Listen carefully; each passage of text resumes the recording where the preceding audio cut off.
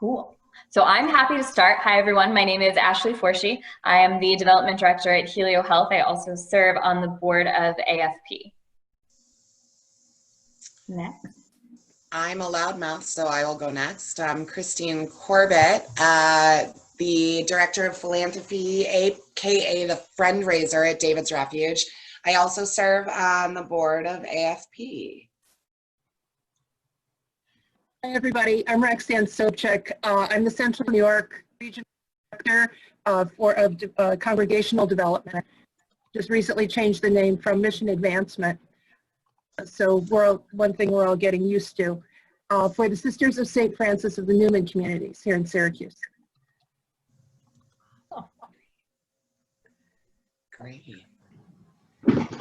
Marie, do you want to go next? Oh, sure. Thank you. Thank you. So I'm Marie Norquette, stranger to your meetings. I'm the Fund Development VP on Junior League of Syracuse board. So I spoke with Christine on a couple of occasions now, and she invited me to your gathering and said that there was all kinds of great information going on. So thank you for welcoming me. And I'm just going to pass it along to Jennifer because she's the chairperson of our Fund Development Committee, so she can tell you a little bit about herself. Hi, I'm Jen Baker, and like Marie said, I'm the chairperson for Fund Development, and I'm happy to have I'm just getting back from Alaska, so like my life is a little off right now. I don't necessarily know what day or time it is, so I apologize, but my video is probably going to be off. I didn't get up until 11 today, so that was fun. So yeah, just an FYI. Welcome back. Thanks. Yes. Hey everybody, I'm Matt Subert. I'm the Associate Executive Director with Access CNY, and I'm in charge of communications, development, and advocacy. And those who know me probably know I don't really know what day or time of the day it is on most days. But happy to be here and glad to have Kate join us as well. Hey, Matt. I'm Maya Hill. I'm the Executive Director with Pages Butterfly Run, also a board member of the AFP CNY chapter. Very cool. I'll go next. My name's Corey Jackson. I'm with Manning and Napier. I've dealt with some of you directly in the past, but good to be here. Happy to see all of you again. And my partner, Andy Delmedico, I think was with you guys last time he did this. Yeah, and I'm here right now. As you can see, I know what day and time it is. It's 5 o'clock on Wednesday, but I can't figure out how to turn my camera around, so you're staring at my wall right now. Get that figured out. Yeah, Corey and I work for Manning and Napier. In our roles at Manning and Napier, we work with individuals and as well as foundations and endowments in Central New York. So I told Corey about last month when I joined. I got to hear a lot of wonderful stories and hear about what you guys are doing and working hard. And part of our goal is figuring out ways that we can help the foundations and endowments we work with more, and understanding the hard work you're doing and some of the pain you're having, especially in current times, is important to us in learning how we can help. Such a brave man to say, how can I help, to a group of fundraisers. Brave. I'm Kate Houck, Executive Director for David's Refuge. Prior to my role at David's Refuge, I was with Muscular Dystrophy Association for 10 years, so no stranger to all of the wonderful things nonprofit brings to the table here in Central New York. So thanks for having me.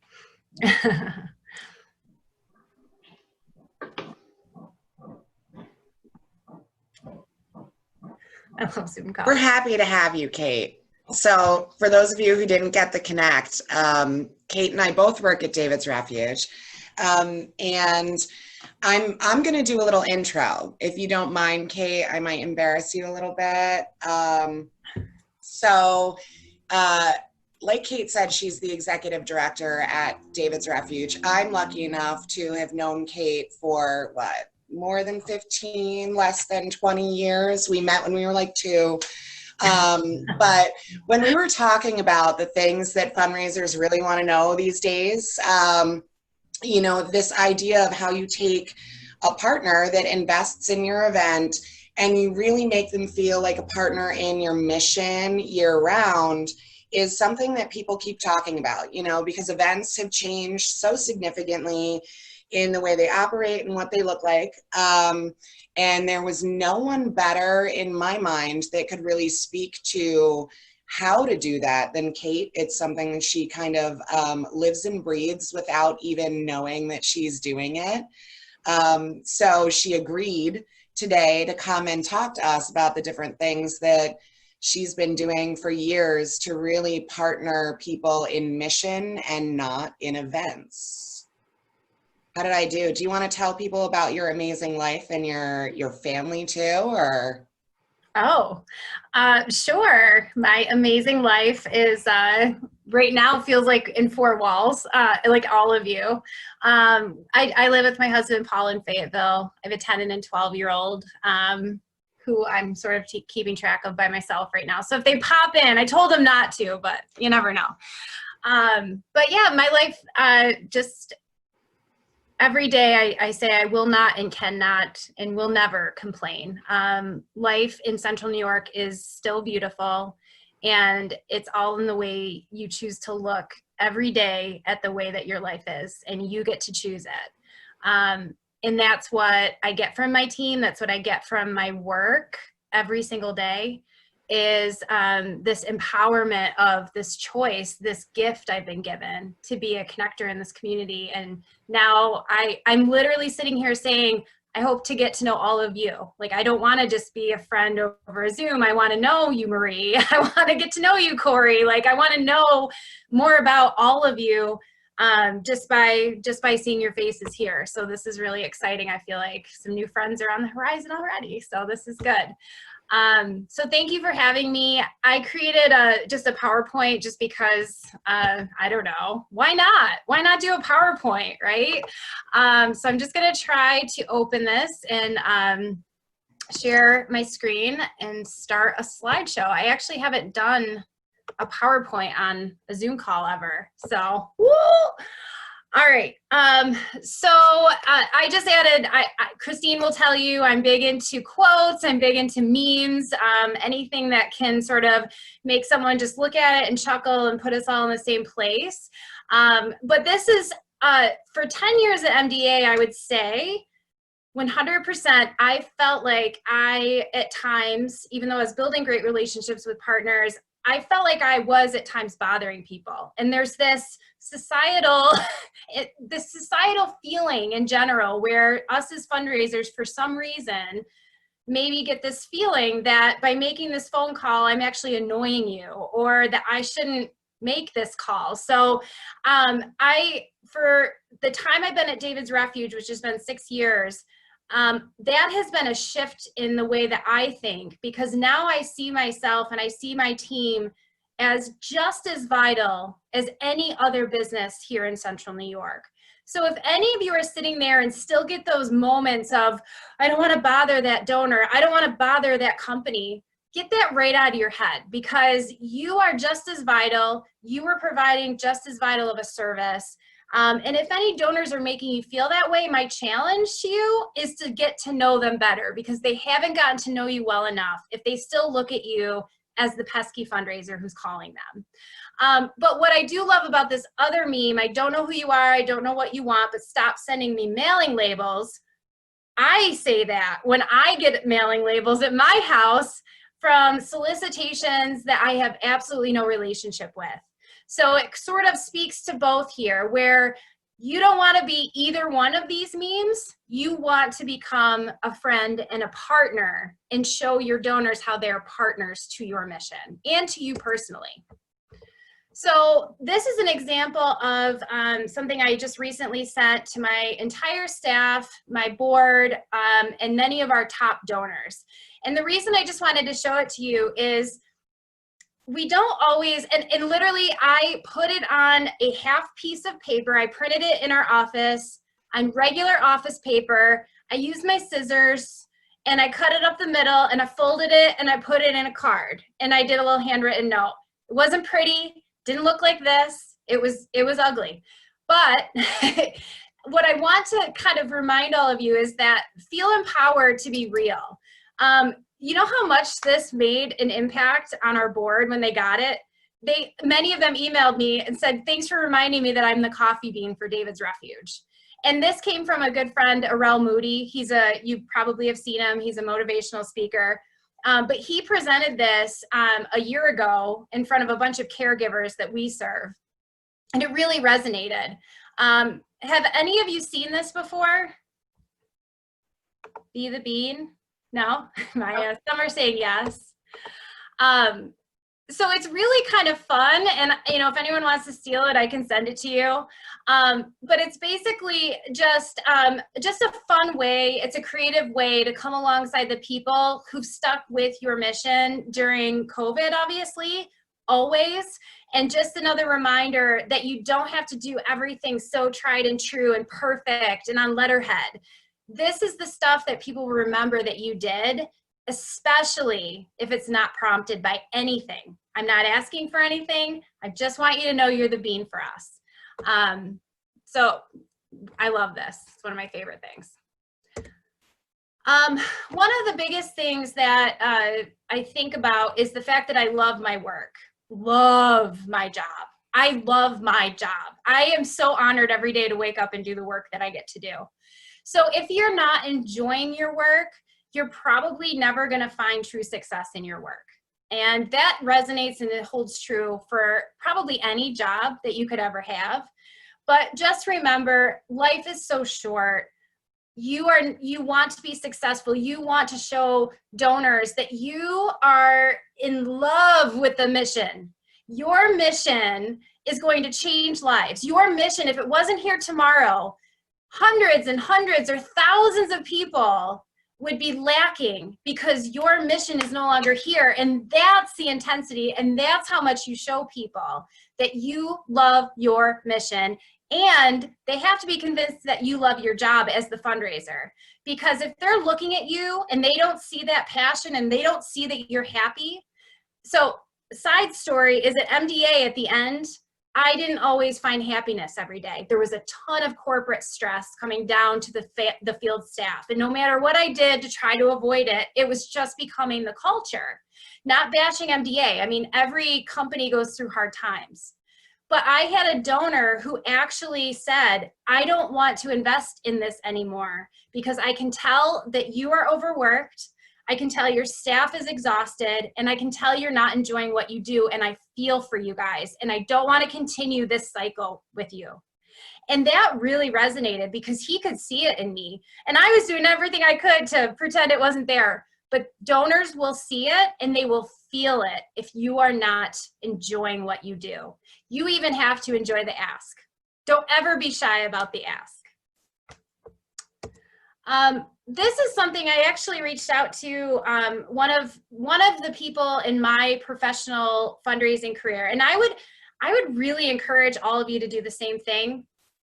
Think about the donor, or hopefully you have many, that has gone from that initial meeting where you were sitting across the desk from them and you didn't know how it was going to go, and now a few years later you're like, wow, that's a friend. Someone who I can call and she will do anything I ask, be alongside the mission. We all hopefully have those really amazing friends to our mission and to ourselves. So I called one of these such donors and I asked him, what was it that brought our relationship from me sitting across from his desk, really intimidated, to today where, I would get invited to, if he got married, I would get invited to his wedding, vice versa. I went to his wife's funeral. How does it get to that in just a few years? And this is what he said to me. He said, Kate, this isn't weird. It's not intimacy like intimacy. It's intimacy of connection and human touch and human connection. So he said, what he noticed in our relationship is how quickly him and I moved through the levels of intimacy. So we weren't just talking about this high level stuff anymore and talking about, well, what do you feel about special needs children? Well, I feel this, or tell me about your business. And it was, that kind of conversation that doesn't go deep. What happened in this relationship is it moved very quickly into a much deeper level. So now he tells me, Kate, I can't donate this year. My company is not doing great. well, and let me tell you more about that. And I listen, and he listens to our struggles as a business. And so when you look at this chart where it says meaning, I want you to pay attention in your upcoming meetings. I want you to see how much the donor is sharing what they feel. You should reverse this word. It's not what you feel. It's not you sitting in front of someone saying, I feel like so, that's not it. Reverse it and say, how much did that donor share how they were really feeling? And COVID is such a great time to strip through that surface level stuff, because everyone is in a pandemic. Everyone is suffering a bit right now. How much did that donor share about who they are, why they love their job, what makes them truly happy on a day-to-day basis? How are you finding joy, Matt? Matt, every day when you go to work, how are you finding joy? How would you answer that? I would say a lot of it's just working with my team, who are great, and we motivate each other on those days when one of us is not having the greatest of days. So we really work well together. So that's key to our work. So in response to that, if you're building this donor trust, wow, Matt, I could really use some suggestions for that on my team. Do you think you could send me like the top few things you do for your employees? Because you are a respected business owner here. And if you're doing it, I'd love to see how I can make some synergies with my staff. It's like immediately taking what you said and wow. And so, yeah, you're definitely telling that donor, but you definitely want to learn from them. So immediately you're moving away from this donor thinking you want to ask for a donation. And now you're using each other as a resource. You're using each other as this coming on the same ground with them, So this chart to me, and I didn't really know about this until Jeff shared it with me. He said, this is what it's all about. And it's all about trust. And once you have trust with someone, they trust whatever you're telling them. They trust that the event you're pitching is the best place for their company logo. They trust that their employees are going to have the best volunteer project in the world because they trust you as the person, as Maya, as Corey, as Matt. They trust you. And so that's where you start to really, really dive in. Any questions on this? I wanted to give just some tangible stuff, and I would love to see, I can't see everyone at once, that's the bummer here. But if you already do some of these things, and at the end, I want to know what you do that I don't have here, because I want to learn from all of you too. So if there's things on here, please chime in, you can interrupt. But one thing Christine, she learned very quickly at David's Refuge was, yes, Christine, every donor gets a handwritten note. I don't care if it's $5. I don't care if it's $50,000. They get a handwritten note. The ones who give the $50,000, they get like 10 handwritten notes from every team member we have and every board member. But well, and Kate, let's be really clear. Like the $20 donor doesn't just get the one handwritten note. That $20 donor gets multiple handwritten notes from multiple people. And it was a culture shock, not because I wasn't doing handwritten notes in my previous organization. I think it was because of what those notes mean.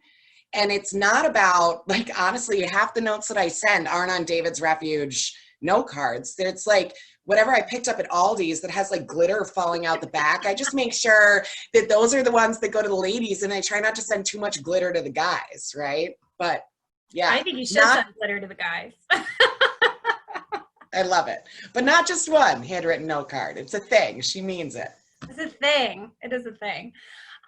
Cell phone numbers. I actually have a few staff that are really weird about giving out their cell phone number. And I get that, like a few years ago when cell phones first came, like people didn't want to give their number. And you guys can argue with me on this, but every very close donor that we have at David's Refuge has my number and I have their number.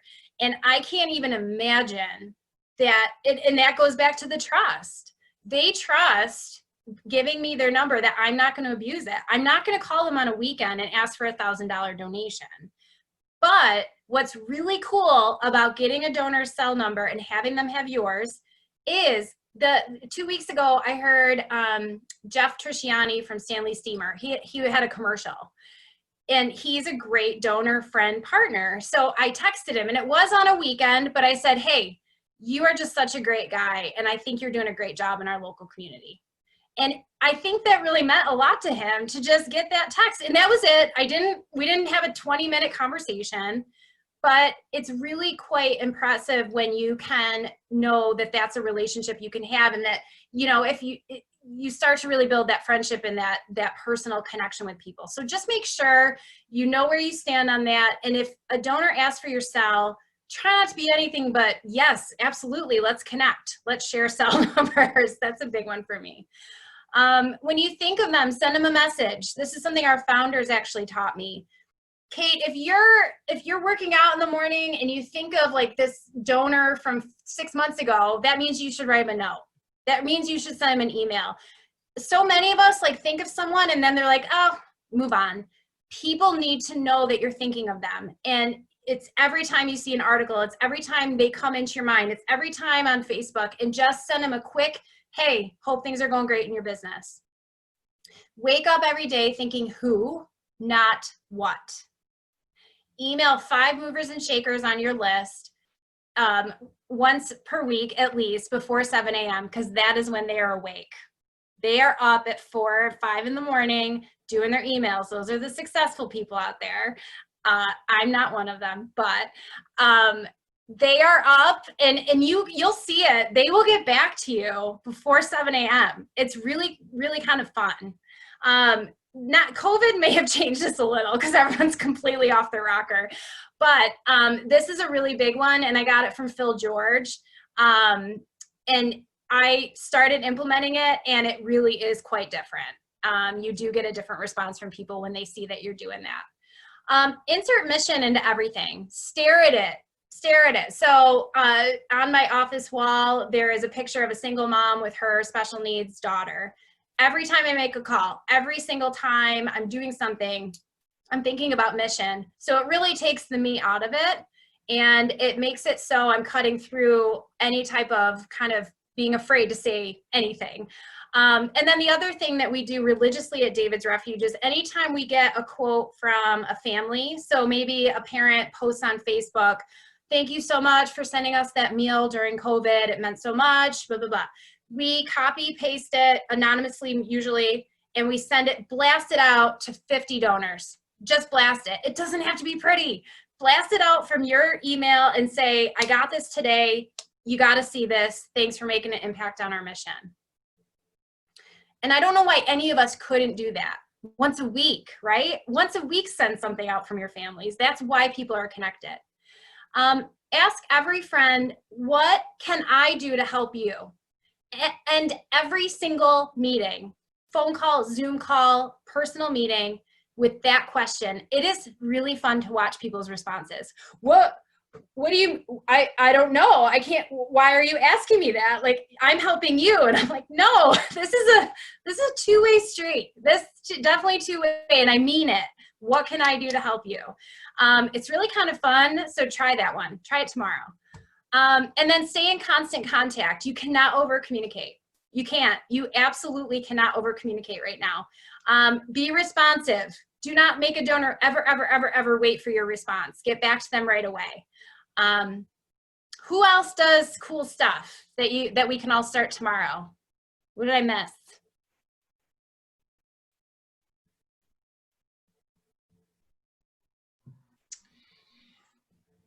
I'm going to add a caveat while everybody's thinking. Kate, have you ever written a thank you note like upside down the wrong way and then inserted your personality by circling it and being like, oops, wrong way, but I don't ever waste $1? That's a good one. I love it. Because people are humans and people are people, and it's okay. I love that. I think it would make me laugh. I would like to get that card more. I'm pretty sure we've done it. I'm pretty sure too. We make mistakes on almost every major, not every card, but yeah. One thing we're doing with the sisters, and it's kind of along with the handwritten notes, is we're kind of piloting it now. We're calling it the Ministry of Gratitude. A lot of the elder sisters who donors giving ultimately benefit their care and retirement. Because let's face it, the vast majority of over 65 worked for virtually nothing all their years. But we're engaging sisters in helping us make phone calls. Because who want to hear from a nun? And Yeah, among our folks. And they're so sweet, and they talk about, who they remember and offer to pray for people, which is particularly important right now with, with our donor group, and I'm sure others. But it helps connection between the donor and the beneficiary in a very intimate way. I love that. I love that. Gratitude, man. You can never go wrong. You can never thank people enough. Yeah, they will tell us, don't send me any more notes, don't spend the postage on it. When they see that it's Sister Celestine calling them, remember her Alamaris, and it's a big deal. That is a big deal. We'll answer the phone. Yeah. They call me sister. I've learned to answer. You guys should do like a program where other nonprofits can get a group of sisters to like donate 3 hours and have the sisters call our families. Can we do that? Sure, why not? Because our caregivers could sure use a call like that right now. Yeah, I love it. Anyone else?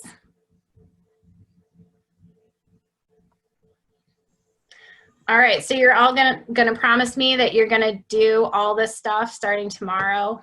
You probably already do. I can tell you it's not gonna be before 7 a.m. in the morning though, so. All right. You know what, Matt, I got something for you. Matt, I got something for you, right? Because everybody operates differently. Gmail, you can schedule. So you can write the emails. For me, it's like 2 a.m. I'm still up. I'm going to schedule it for, 4 hours from now at 6 a.m. and you'll respond at 7:15. Nice planning. I might have just gone to bed, but, Matt, she never said what time zone it was 7 a.m. Yeah, it's true. That's true. It's true. Yeah, I think that, go ahead. I was going to say, I mean, you indicated it, but yeah, I think we're all a little bit off schedule from what we're used to doing. So yes. Yeah, 7 a.m. feels a lot different than it did. What month are we in now? 5 months ago? I don't know anymore. Yeah, I agree. And I think the biggest piece of that bullet is to email 5 movers and shakers, not, do it. But I think, or the waking up thinking who, are you reaching out consistently? Because I know at MDA, we would have seasons and I'd be like, okay, I got to reach out to these donors now because this event's coming up. What this has me doing is thinking about our charity preview donors now or in, middle of June. I'm randomly thinking of a charity preview donor and it gets you out of that cycle of like, now I got to call all these people because this event's coming up. It just starts to put more of your large level people that you really got to be thinking about and talking to in your mind on a daily basis, Kate, so obviously Kate and I work together, right? So this isn't my first time hearing a lot of this stuff, but I'm going to say the who, not what thing. The first time you said that to me, I thought, it's almost irritating because I'm thinking like, well, of course it's about people. But in my head, I was waking up thinking about all of the things I had to do today. And just because that's the nature of who I am and how I've always operated is I've got my lists of stuff. I don't have my list of people. And so as much as I thought, well, duh, then I had to realize I'm not doing it. And then the piece was this idea of when you think about someone, for whatever reason, send them a message or send them a note. And I had reached out to a mother that we don't serve. She's a mother we could serve. And I hadn't talked to her in like 4 months, and I have no idea why she popped in my head, but she did. And I just sent her a message via text, because I also have my cell phone all over the place. She called me crying because it wasn't about anything other than, hey, just wanted you to know I've been thinking about you. And this idea that I was thinking about her was so overwhelming. And get me, guys, this was pre-COVID. So this isn't when we're all walking around an emotional mess now. It was before that. And just this idea that I was thinking about her meant more to her than I would have ever thought. So now when I think of someone, I think of what happens if I don't send this message. Because I feel like I'm thinking about somebody because they need somebody to be thinking about them. And if you don't send them the message, they just don't know. So that's my caveat on that one. Love it.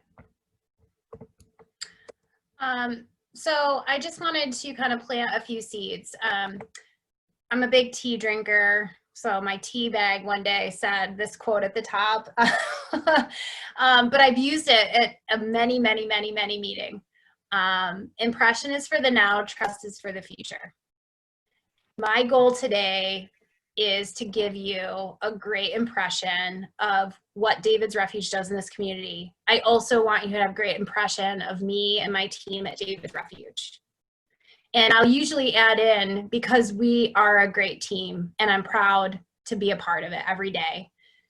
The trust is going to come when you start to realize the true impact. And that's my job, is to show you how your donation, how your partnership, your friendship is going to build a future of a partnership with David's Refuge. So I love this quote. And I think it just puts everyone into a perspective of like, yeah, I know, I don't know you either yet. So I don't expect you to just write me a $10,000 check or tell me your whole firm is going to donate 18 hours of service.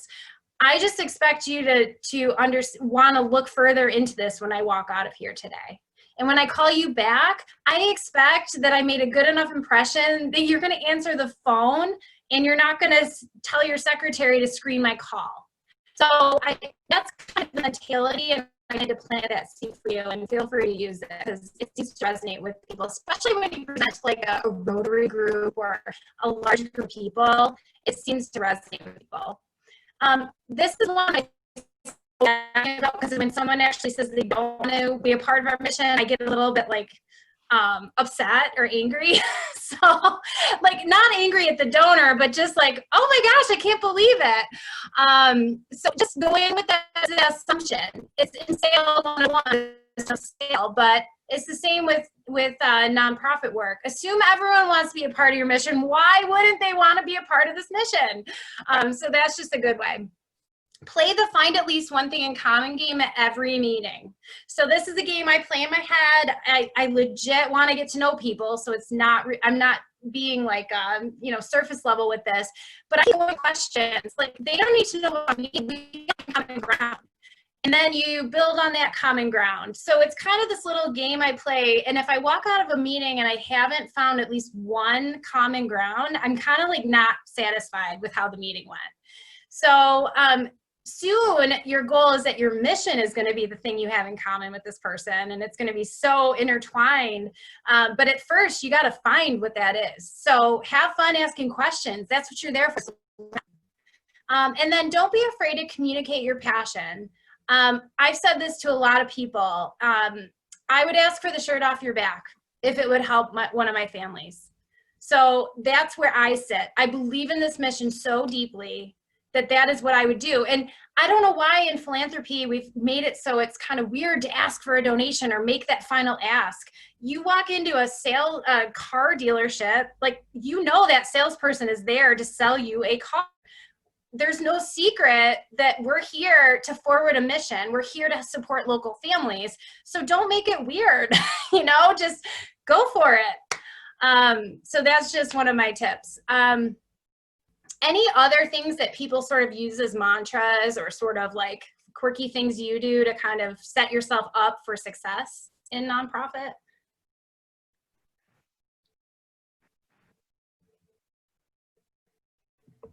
Why is everybody so quiet? I've never met such a talkative group, and everybody's all nice and quiet. I love it. Hey, Marie's got something.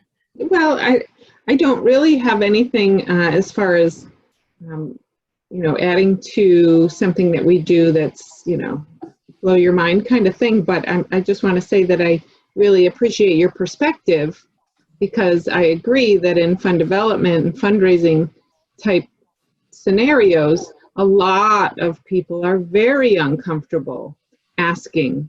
And, we have 300 members, 200 sustaining members, 100 active members. And I do feel like people are somewhat reserved in professing their passion for the organization. So that is and I appreciate your presentation, because it helps me process your perspective and try to bring that across at our member meetings, to say you joined for a reason. Be proud of the organization and your support for your mission, and spread that so people can actually get excited about it. So yeah, thank you. This is all great stuff, and I appreciate your perspective. I'm glad. Thank you. Marie, you've also got something else in your membership. These aren't just members who believe in it. These are members who invest year after year in advancing the mission, right? True. Yes. So you're talking about people who believe in you and people who already invest in you. So for the non-paid fundraisers, what if they just take the whole asking for money out? They have the same conversations. They talk about what you guys are looking to do, and they wait, because the person they're talking to says, how can I help? And it's almost opening that door to, oh my gosh, well, I just created this fundraising page. Yeah. You could give to my page, or you could make a gift in your mom's honor. Those are, if you coach people well enough to talk about what it means to them, the fact that they've already given and where you're going, it's really rare that somebody doesn't say, oh man, that sounds awesome. I think the key is, like you said, the coaching piece. So we really need to coach our members how to be walking, talking supporters of their organization. Right. Yeah. Love it. This was just my last funny meme. Just remember, one does not ever simply send a generic acknowledgement letter. Those are something, and I know everyone does it, and yes, does it get the job done? It tells the donor that they now know that you got the donation in the mail, right? That's what it tells them. Many people are not spending time reading the text on a long thank you printed out letterhead letter these days. You would be better off sending that and then following it up with a personal email. You got to do more than this generic stuff. And it's kind of the theme of the overall message I want to make sure you get. Don't be generic, because that's the type of donors you'll get back, are generic people, generic donors who are not fully committed and connected to your mission. So, and that was it. I will stop sharing my screen. Appreciate you guys just listening, letting me do this. Thank you. Any questions or any? I'm all ears. I'd love to listen to how you guys do it too. So Kate, this is more of a logistical question, I guess. So when you are in the position that you're going to be asking a donor, how are you positioning your asks if you're talking about for events, for instance? Are you guys marketing your events as a group of events or as singular events? Definitely a great question. It depends on the event and the donor, obviously. So when we go into a brand new donor, I used to bring like specific stuff. Now I bring stuff that's just really heavily related to our mission and have a discussion. And I found that what we can do now is more of a follow-up piece to whatever event may have sparked their interest. So it's real conversational. Unless I've already talked to a donor pre-meeting and said, I'm really interested in charity preview, then I would certainly have that. But what I do in meetings now is I have a folder or just even a pamphlet. I don't bring a lot of stuff anymore because people don't want the stuff. They throw it in the garbage when you leave. I've seen that. A donor did that once before I officially walked out. I'm like, what did you just do? So he's like, that's money. I'll take it. Like, you're going to email it to me anyways, right? I'm like, well, I'll take it back. Jeez. So just bringing a very light load of things, my card and maybe a rat card for David's Refuge. And then I bring a separate folder for myself that has all of that stuff in it too. So like if we get into a conversation about one of our events, I have it with me and I can share it, but I never like pre-pack the folders much anymore. So it's really tailored to each specific conversation. And the first conversations now, they used to be at MDA, it was like, no, I'm here to sell you something. Now it's, I'm here to get to know you with the hopes that you will turn into a partner of David's Refuge in some way, shape, or form.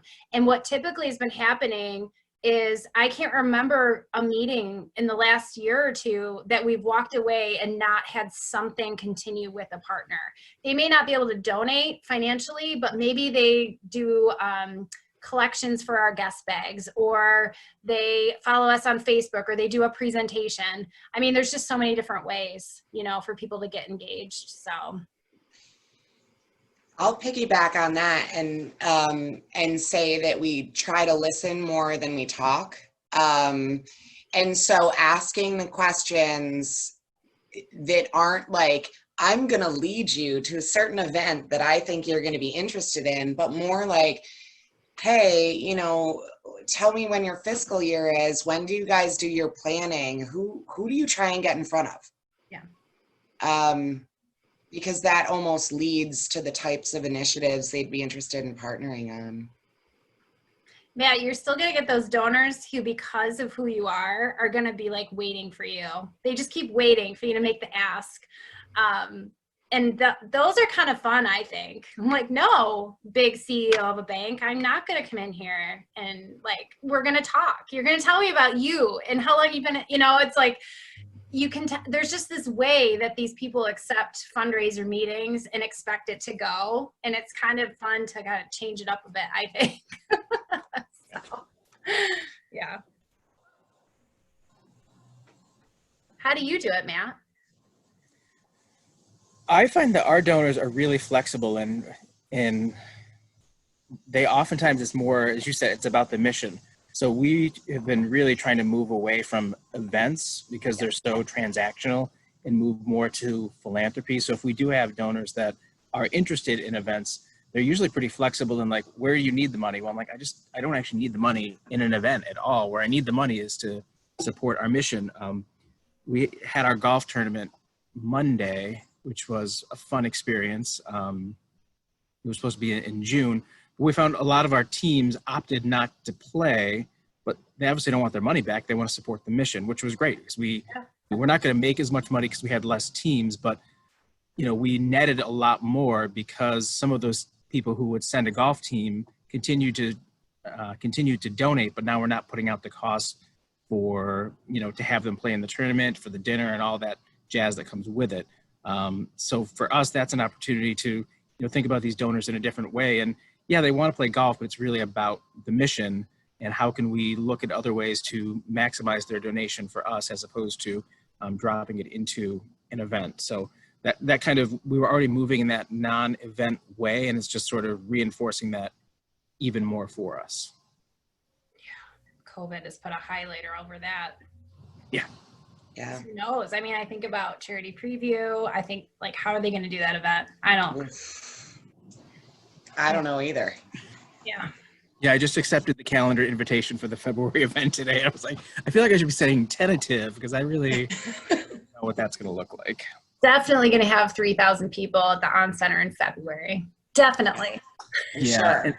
And I know for those who aren't familiar, the charity preview is the sort of the big gala ahead of the auto show in February. And I don't know about the donors for David's Refuge, but for us, it's not a big event, but it's an event that all our regular donors support, which we could easily probably just transition them to to another event or just straight philanthropy. Because honestly, we have probably more people not going to the event who buy tickets than buy tickets and go. So we tend to end up donating our tickets to the folks that we serve who do like going. So there's value in that. But after you've gone to the event for 10 years, Yeah. kind of the same year to year. But yeah, I think we're all gonna have to think differently about how we fundraise.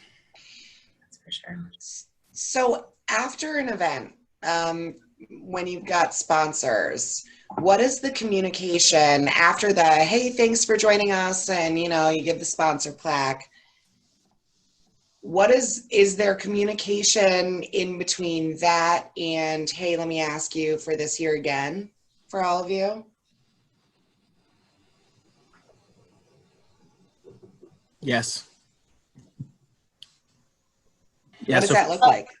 For like our golf tournament, so obviously we're going to do an email thank you this week, and then we took a ton of photos from the golf tournament. So we'll be sending out photos to the various teams. Usually we have a lot of folks that we serve volunteer. We couldn't do that this year, so sometimes we'd have them, if they're capable, write the thank you notes, which is pretty meaningful. And then we try to do touch points 3 and 6 months out, and then 3 or 6 months out, then we're trying to renew them for the next time around. What do those touch points look like at 3 and 6? It depends on the donor, quite honestly, because some of them support other events. So a lot of times, sometimes it's cultivating them towards their next gift. But we like to do like pieces of artwork for if someone has created artwork in one of our programs. We like to just do something like that, pretty simple and easy, because I don't have to write a long thank you note. It'd just be like, hey, your support helped us provide this program, and we thought you'd just kind of get a kick out of this. So simple things like that that are time consuming. Yeah. For those people or those partners that give to multiple events, do you just approach them once a year for an ask across the board, or are you moving from event ask to follow up to event ask?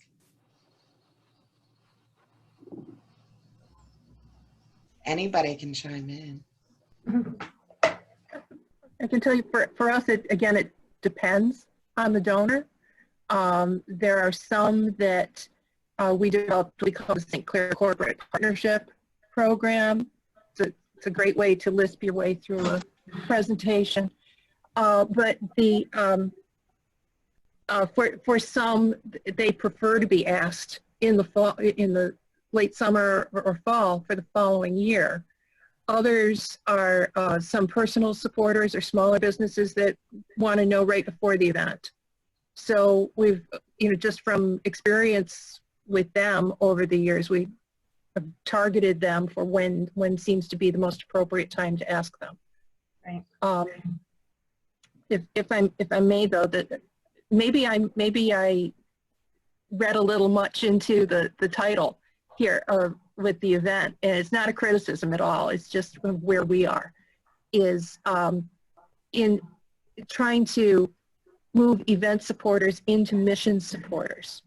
For the sisters, maybe we're a little different animal because we're viewed as we're technically a religious organization, and a lot of, in my experience, a lot of companies can't, like banks in particular, can't donate to a religious organization or give an outright gift.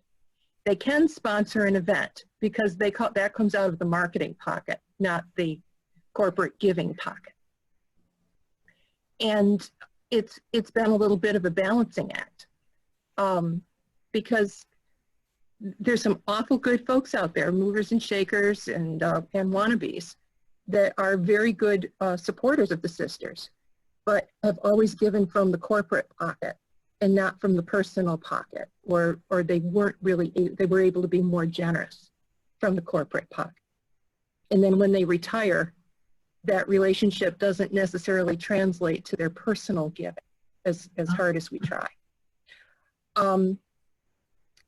In Central New York, we typically do 2 fundraising events for the sisters each year. In spring, we do a food and wine event that gets about 250 people called Eat, Drink, Pray.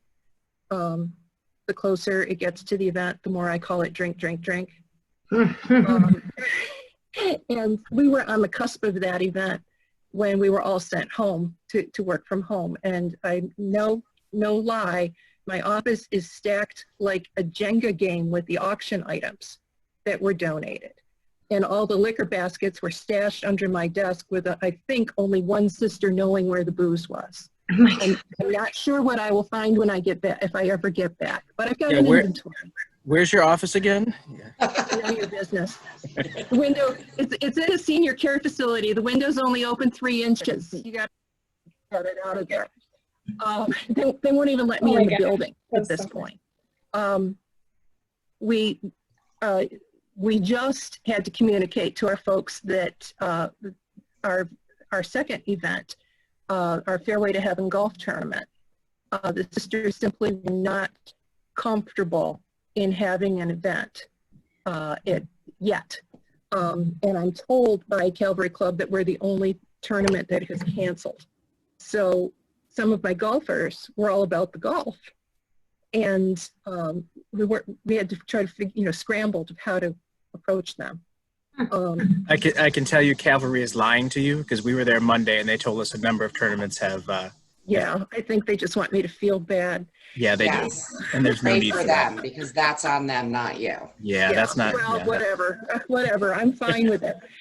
But the way we ended up handling it, we just have letters in the mail to all of our past sponsors, and the angle we took was that it's been a rough year, but if you hopefully everyone will chip in. We're not proud. I like it. And saying to continue it's sent from our co-chairs and telling them that their firm has, because the sisters need their help more than ever. And sorry, there's no tournament, but under circumstances, can't do it. But the sisters still need the help that the tournament ultimately benefits. So it's their firm and a couple of other companies that had been in our St. Clair program. We lined them up, that they allowed us to repurpose their sponsorship gifts to outright gifts. Yeah. So the letters touting them, giving them some a public pat on the back for doing that, and maybe a little peer pressure to the other teams to do likewise. We did offer a foursome gift certificate that if they still want to golf, we'll send them that they can go golf with their friends and have lunch on a day of their choosing. But my sense is that only a few will take us up on that. That'll get us through this year. I don't know if it will work a second year. We're also getting a lot of pushback from the sisters' leadership team, who are wonderful mission people who had very high positions and know a lot, but weren't fundraisers. And you can always tell when somebody's read an article, because we'll start to get pushback about, oh, you shouldn't do events at all. Oh, you shouldn't even do grants. You shouldn't do any mailings. Just concentrate on major gifts. Nice face, Christine. I see that. Yeah. Thank you. Would you like to share my bottle? Listen, I've got my own.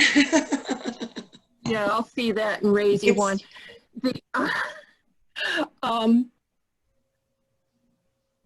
I had companion staff too, or peers in our Buffalo and Pittsburgh markets too, in historically, who also had events.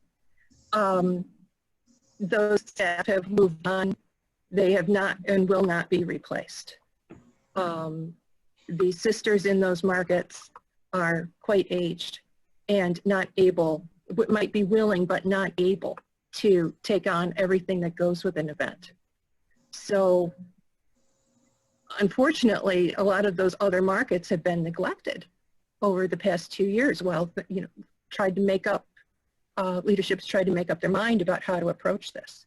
But I can see it coming, that COVID maybe just the rationale people need to say, no more events. And, oh, gee, these businesses let us keep their money last year. Of course, they'll continue to do it forever. So that's what keeps me up at night, is how do you develop a strategy for continuing to engage those folks? Or do you just resign yourself that people are going to drop out and maybe never to be seen again? No, don't do that. No. No, because where are they going? Are they losing their They're jobs? going to your place. Well, No. I think that everything, it can be applied through businesses, but really it's about connecting with the human being. So even if they leave that company, they're still connected to you and to your mission, regardless of what company. Sometimes that's a good thing. Then they go and work for an even larger company that's got an even more of a mission that can align with you. It is scary, but what we've chosen to do at David's Refuge is build our plan on what we know, which I know is very little. Some days it feels like we might just know half of a truth, but we build it on that instead of trying to, at one point I said to my team, I said, I think we're trying to, like, one of us is trying to hold on to a fireman's hose, and the fireman's hose is like this, and we're like, we're gonna build a plan on this. That's how I felt, like, for a long time. That's what it is. I mean, you can't, yeah. So I just hope you're not alone in thinking that and being up at night, worrying, but I also not sure that any of us can look that far ahead right now into next year, because those companies, obviously they want to survive. They want to survive. All of us want to survive this. All of us want to navigate this as best as we possibly can. And one thing that has been good to say to donors is we're all going to rise up out of this together. So please know, if you have to walk away from David's Refuge this year, we are still going to put your logo on every piece of information that goes out about this event. Because this is not a year we're walking away from you. And I know that when you can do it again, you're going to be right back in supporting our caregivers. Let's all rise out of this together. Those types of things, like, yeah, thanks, because I have no money right now. My business is failing. Like, well, I'm not going to ask you for a donation then, So. Well, yeah, I'm sorry. Go ahead, Matt. As we talked about our golf tournament, we had to have with a couple of donors. They asked, like, yeah, I can't do X amount, which is one of our bigger donors for the event, but we can cut it in half. But we'll be back next year. We can't do it this year. And to your point about, we should only be focused on major giving.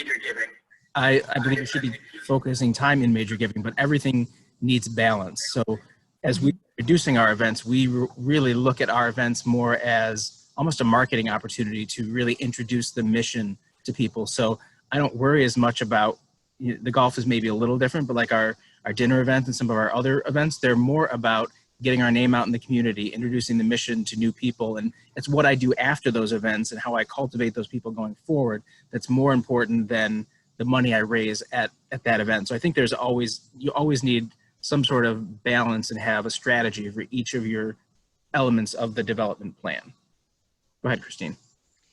I was just going to say, also, when you look at like retention of donors and like those that give to your events and feel connected to your mission, I'm sorry if there are golfers in the bunch, but golfers like to golf, and they'll golf in any charity tournament.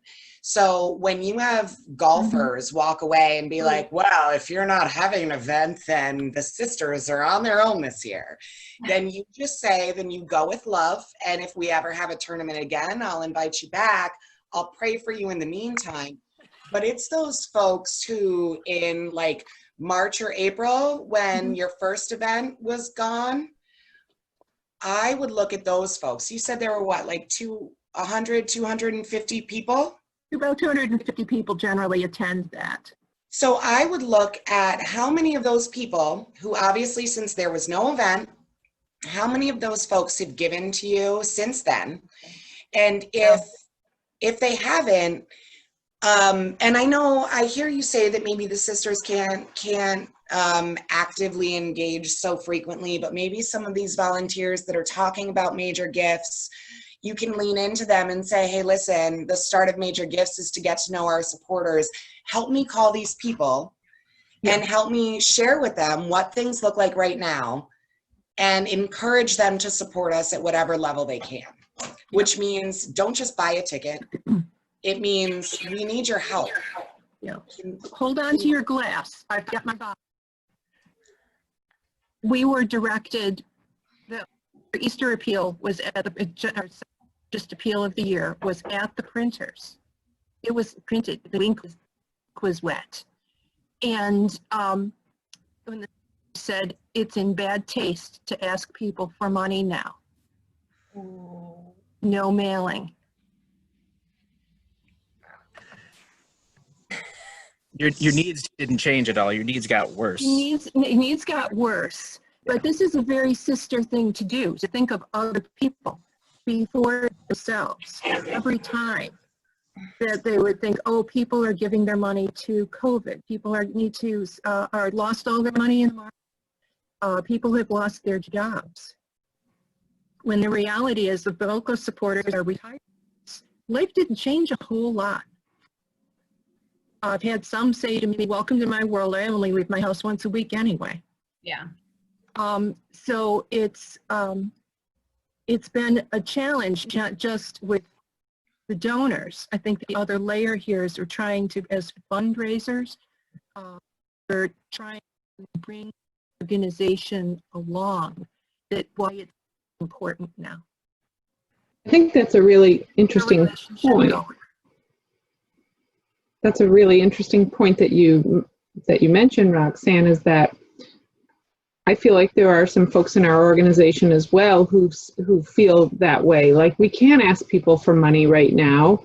You know, people are out of a job. But Christine made an interesting point earlier when I was speaking to her that, you know, you might not have 100 donors that you normally have because maybe some lost their job or maybe some have lost their business. And, you know, again, God bless them, and hopefully they can turn that ship around. But maybe instead of getting 100 donors at $10, maybe you get 10 donors at $100. Do you know what I mean? Maybe it's reversed, because some people, as Christine so fortuitously pointed out, are flourishing during this time. Oh yeah. Yeah. You know, and so it just changes the whole view that it's not that you can't ask for money. It might be that your donor base changes, and those that can't give, well, we certainly understand that, and you know, we feel for you. But there are those out there that can. Yeah, despite no mailing, I am so impressed with the number of people that have gotten their own envelope out of the drawer and sent a check to the sisters, often for more than a typical gift would have been for them. But they'll have a little note about, tell us to pray for us. This is really, we've got to get through this. And it really shows what they do and how much of an impact they think the sisters can have in this kind of a situation. Are you in the villa off Buckley Road? I wish I was, yes. Yeah, I am about it being embedded with the sisters. And had they told me that the candy store was the same building, I would not have negotiated as much. I would just. My mom is very involved over there. She works in the gift shop. Who is that? Charlotte. Oh, of course. Yeah. So she's made so many great friends over there. Anyway. Yeah, and you know, Peg DiMartino lives there. Of course, yeah.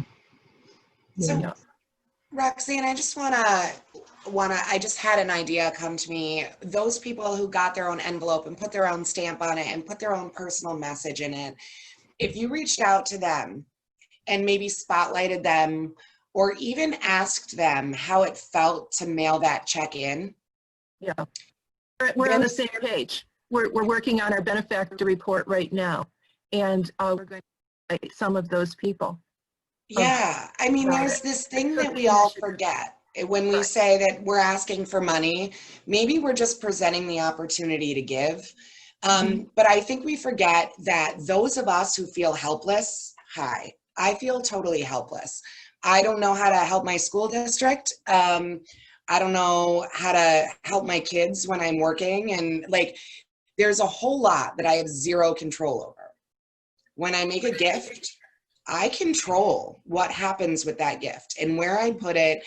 And every single gift I make, it makes me feel good. So to me right now, I don't have a donor advised fund and I'm not cutting checks with a ton of zeros. But I will tell you that every time I make a gift, I feel like it's kind of a selfish act because it makes me feel really good. And we can't lose sight of that. And to what Marie said before, those who can't give right now, they won't give. They'll give of their time. They'll give of their voice. They'll help advocate for you. And you will celebrate them just the same. But those people who can give, they will give more because they know others can't. And there's a piece of guilt that comes with, shoot, I don't have to worry about my job. How blessed I am to have a job.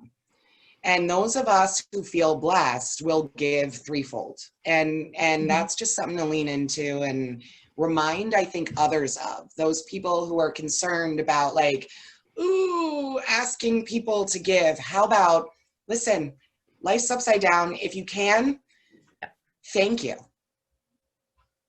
It feels good. Someone else is going to get that donation. People are still giving, so. And they sure are. Yeah. Awesome. Okay. Yay. Thanks. I didn't mean to hijack the conversation, but I appreciate therapy. Glad you did. It's what it's all about. We all need it. Well, thank you, everyone. I'm going to go feed my children some dinner. Me nice too. It's going to be Thank you. ice cream. Kate, thank you so much for your time. I absolutely adore your enthusiasm, and I feel like you gave us so many great tools and tips and tricks, and I loved your whole slide of things that we can start tomorrow. I don't know, like Matt said, about before 7 a.m., but really, really great ideas, and we so very much appreciate your time. Thanks for having me. Thank you very much. Anytime. Kate, are you willing to share? Are you willing to share your slides, Kate? Oh, sure. Yeah. Christine has it. You can send it out. Okay. Yeah, that would be great. Thank you so much. Thank you. Yeah, absolutely. And Ashley, I'll send you a copy so you can send it to everybody really too. Yeah, that would be I great. don't have everyone's email address. Marie, I know I've got yours. So we are also recording this webinar, and it will be up on the AFP website, Kate, if that's okay. Hopefully soon. I can't give an exact timeline on that. Hopefully soon. All right. Take care, everybody. Thank you all. Bye, Kate. Meet everyone. Thank you. Bye. Bye. Bye, Jen. guys.